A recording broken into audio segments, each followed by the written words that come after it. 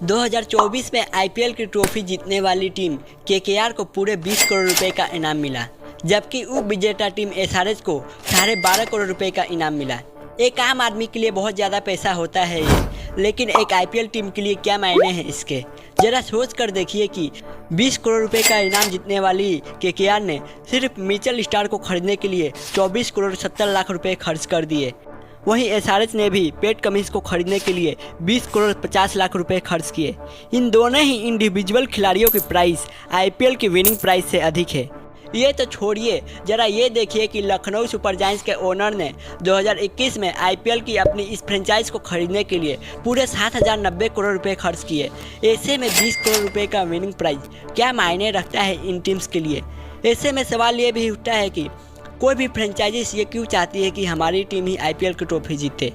दूसरी ओर एक बार भी आईपीएल की ट्रॉफी ना जीत पाने वाली रॉयल चैलेंजर्स बेंगलुरु की 2024 की जो अप्रॉक्सीमेट ब्रांड वैल्यू जो है वो है 1,897 करोड़। ऐसे में आईपीएल की ट्रॉफी जीतने या ना जीतने से आरसीबी जैसी टीम को कुछ फर्क तो पड़ना ही नहीं चाहिए, लेकिन सभी टीमें आईपीएल की ट्रॉफी जीतने के लिए इतना जोर क्यों देती है।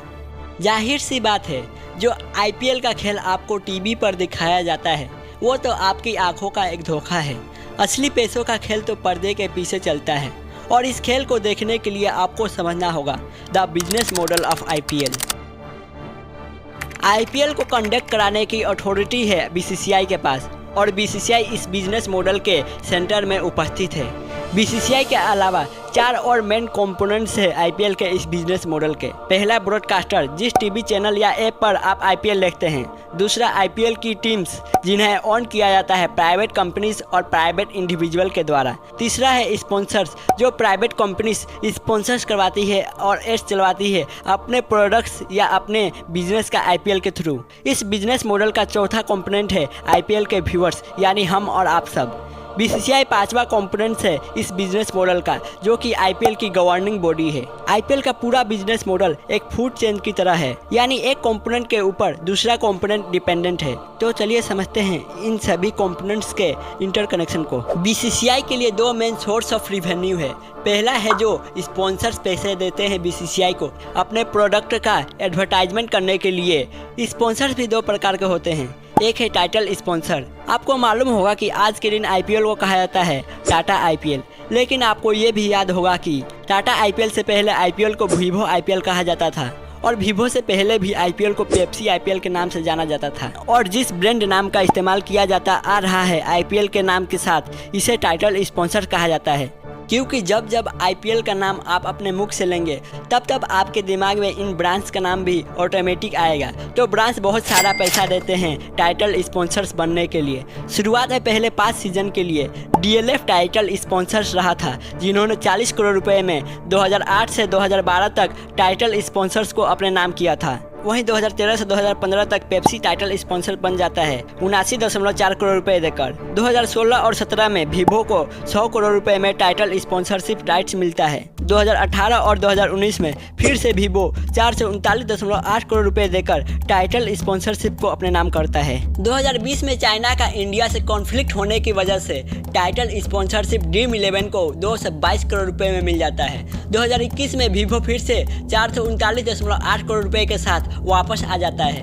2022 और 23 के लिए टाइटल स्पॉन्सरशिप टाटा को 439.8 करोड़ रुपए में मिलता है, और 2024 से 2028 तक के टाइटल स्पॉन्सरशिप के लिए टाटा ने बीसीसीआई को पूरे 2,500 करोड़ रुपए दिए, और ये आईपीएल हिस्ट्री का सबसे बड़ा टाइटल स्पॉन्सरशिप अमाउंट है। अब जो इस टाइटल स्पॉन्सरशिप से पैसा मिलता है बीसीसीआई को, 50% अपने पास रख लेते हैं और बचे हुए 50% टीमों में बांट देते हैं। तो आप यहाँ देख सकते हैं कि आईपीएल का कितना रोल है बीसीसीआई के ग्रोथ में। अब इसके अलावा होते हैं आईपीएल के ऑफिशियल स्पॉन्सर, जो कि आईपीएल के अलग अलग चीज़ों को स्पॉन्सर करते हैं, जैसे कि स्ट्रेटेजिक ब्रेक टाइम आउट, जो कि आप पावर प्ले खत्म होने के बाद देखते हैं। उसके लिए सीएट, जो कि टायर कंपनी है, उसने 240 करोड़ रुपए पे करके स्ट्रेटेजिक टाइम आउट को 5 सालों के लिए स्पॉन्सर किया है। इसके अलावा आपने कमेंटेटर्स को बार बार कहते हुए सुना होगा dream 11, game changer of the match, RuPay ऑनडिगो, ये ब्रांड्स भी आईपीएल के ऑफिशियल स्पॉन्सर्स होते हैं, और ये भी करोड़ों में पैसे देते हैं। आईपीएल 2024 के ऑफिशियल स्पॉन्सर थे dream 11, Saudi tourism authority, grade of stock, रुपए, स्विगी, इंस्टामार्ट। माई 11 सर्कल जो कि आईपीएल का ऑफिशियल स्पॉन्सर है वो बीसीसीआई को 625 करोड़ रुपए पे करता है। एंजल वन 410 करोड़ रुपए पे करता है। रुपए ने 3 सालों के लिए 210 करोड़ रुपए बीसीसीआई को पे किए हैं जो कि 2026 में समाप्त होगा। वंडर सीमेंट जो कि आईपीएल के ऑफिशियल एम्पायर पार्टनर है उसने 2024 से 28 तक के स्पॉन्सर के लिए 250 करोड़ रुपए पे की है बीसीसीआई को। इन स्पॉन्सरशिप से जो पैसा कलेक्ट होता है वो बीसीसीआई और आईपीएल टीमें कॉन्ट्रैक्ट परसेंटेज के अकॉर्डिंग आपस में डिस्ट्रीब्यूट कर लेती है। स्पॉन्सरशिप एक जरिया हो गया बीसीसीआई के लिए कमाई का। अब दूसरा बड़ा जरिया है कमाई का बीसीसीआई के लिए ब्रॉडकास्टिंग राइट को सेल करना। देखिए, जिस भी टीवी चैनल पर या डिजिटल प्लेटफॉर्म पर आप आईपीएल के लाइव टूर्नामेंट को देख रहे होते हैं उस टीवी चैनल या डिजिटल प्लेटफॉर्म का ओनर बीसीसीआई को करोड़ों रुपए देकर ब्रॉडकास्टिंग राइट्स को खरीदता है ताकि वो अपने प्लेटफॉर्म पर आईपीएल के लाइव मैच को चला सके। आईपीएल वर्ल्ड की second most valued sporting event है और यही कारण है कि अलग अलग टीवी चैनल्स और डिजिटल प्लेटफॉर्म्स में होल लगी रहती है ब्रॉडकास्टिंग राइट्स के बिडिंग को जीतने के लिए। आईपीएल के पहले 10 सालों के लिए सोनी के पास ये मीडिया राइट्स थे। 2008 से 2017 तक उन्होंने टोटल 8,200 करोड़ रुपए स्पेंड किए थे इस पर, यानी हर सीजन के लिए लगभग 820 करोड़ रुपए। फिर साल 2018 में स्टार स्पोर्ट्स ने इसके राइट्स को खरीद लिए 16,400 करोड़ रुपए में अगले 5 सालों के लिए। हर साल की अप्रोक्सीमेट कॉस्ट बनती है 3,300 करोड़ रुपए। वहीं साल 2023 में एक बार फिर टेलीविजन ब्रॉडकास्टिंग राइट्स को वाल्ट डिज्नी कंपनी जो कि स्टार स्पोर्ट्स को ओन करती है वो 2023 से 2027 तक के ब्रॉडकास्टिंग राइट्स को 23,575 करोड़ रुपए देकर खरीदती है। वहीं बायोकॉम 18 जो कि जियो सिनेमा जैसी डिजिटल प्लेटफॉर्म को ओन करती है वो 2023 से 2027 तक के ब्रॉडकास्टिंग राइट्स को 23,758 करोड़ रुपए देकर एक्वायर करती है। और ये इंडिया में पहली बार हुआ जहां डिजिटल राइट्स टेलीविजन राइट्स से ज़्यादा पैसे देकर खरीदे गए हैं और इन पैसों में से 50% बीसीसीआई अपने पास रख लेती है और बाकी का 50% सारी टीमों में इक्वली डिवाइड कर दिया जाता है। अब यहाँ पर कुछ लोगों के मन में ये सवाल उठ रहा होगा कि यार इन टीवी चैनल्स और डिजिटल प्लेटफॉर्म को क्या फ़ायदा होता है आईपीएल की लाइव टेलीकास्ट को करके। सो दोस्तों, हर ओवर के बाद या जब भी कोई प्लेयर आउट होता है तो उसके बाद जो आप एड्स देखते हैं उन एड्स को चलाने के लिए कंपनीज लाखों करोड़ों रुपए इन टीवी चैनल्स को और डिजिटल प्लेटफॉर्म को देती है। अगर डाटा की बात की जाए तो एक 10 सेकंड के एड को चलाने के लिए कंपनी 15 से 16 लाख रुपए पे करती है। क्वार्टर फाइनल, सेमीफाइनल और फाइनल में उसी 10 सेकंड के एड के लिए कंपनी 20 से 24 लाख रुपए पे करती है। इसी कारण इतने पैसे देकर ब्रॉडकास्टिंग राइट्स को खरीदने के बाद भी ये टीवी चैनल और डिजिटल प्लेटफॉर्म प्रॉफिटेबल रहते हैं। अब एक आईपीएल टीम के पर्सपेक्टिव से देखिए, एक आईपीएल टीम को ऑन किया जाता है प्राइवेट कंपनीज के द्वारा या फिर प्राइवेट इंडिविजुअल के द्वारा। वो सेलिब्रिटीज़ भी हो सकते हैं या बड़े बड़े बिजनेसमैन भी हो सकते हैं। वो आईपीएल टीम को खरीदते हैं। आईपीएल टीम को खरीदने के बाद काफ़ी चीज़ों पर पैसा खर्च करना पड़ता है। जब प्लेयर्स को खरीदा जाता है उनकी सैलरी देने के लिए खर्च करना पड़ता है पैसा, उनके ट्रांसपोर्टेशन का खर्चा, उनकी ट्रेनिंग का खर्चा, उनके रहने के लिए अच्छे होटल्स की व्यवस्था, इन सभी चीज़ों का खर्चा एक आईपीएल टीम को उठाना पड़ता है। कुल मिलाकर कहें तो एक आईपीएल टीम को इन सभी कामों के लिए लगभग 150 से 200 करोड़ रुपए खर्च करना पड़ता है और ये एक बहुत बड़ा अमाउंट है। और आईपीएल टीम के सभी ओनर्स को ये सारे खर्चे अपनी जेब से हर साल उठाना पड़ता है। अब कोई भी आईपीएल टीम का ओनर इस खर्चे की भरपाई तो जरूर करना चाहेगा। तो आखिर इसकी भरपाई कैसे होती है? एक जरिया तो मैंने बताया ही पहले, बीसीसीआई अपना आधा रेवेन्यू शेयर करती है इन आईपीएल टीम्स के ओनर्स के साथ, लेकिन ये अमाउंट किसी भी आईपीएल टीम के लिए काफ़ी नहीं होता। इनके लिए भी मेन जरिया है कमाने का स्पॉन्सर्स के द्वारा।